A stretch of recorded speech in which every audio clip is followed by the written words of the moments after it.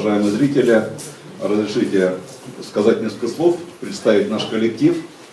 Наш коллектив называется «Азиз Гайля», театральная студия для всей семьи.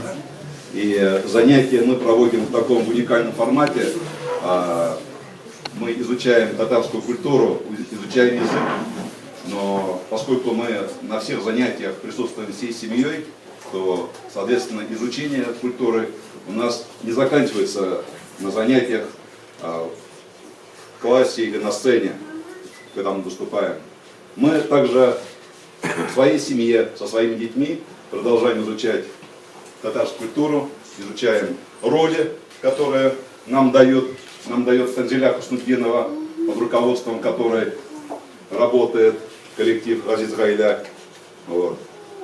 И сегодня мы хотим вам представить инсценировку Мусы Джалиля, которая называется по-русски «Вороватый котенок», по-татарски «Порах Сей».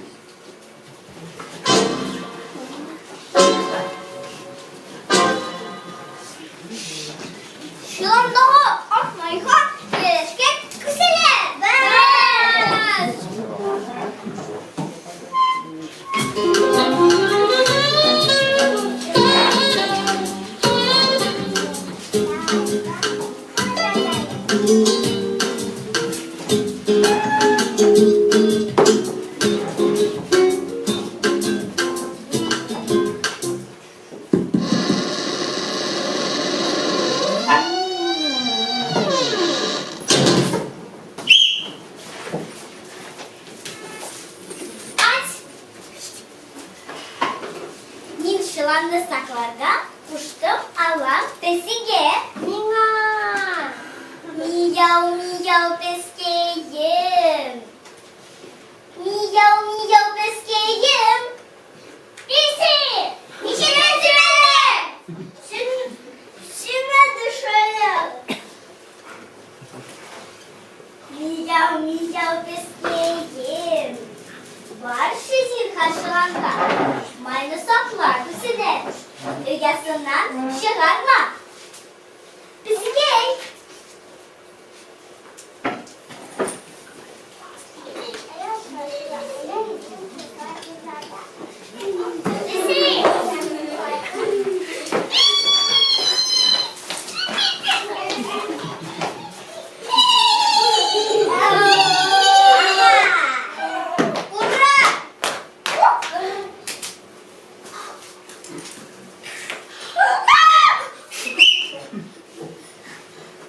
Sesi kürgeç, çizsinin kıyrıkların kaskalar.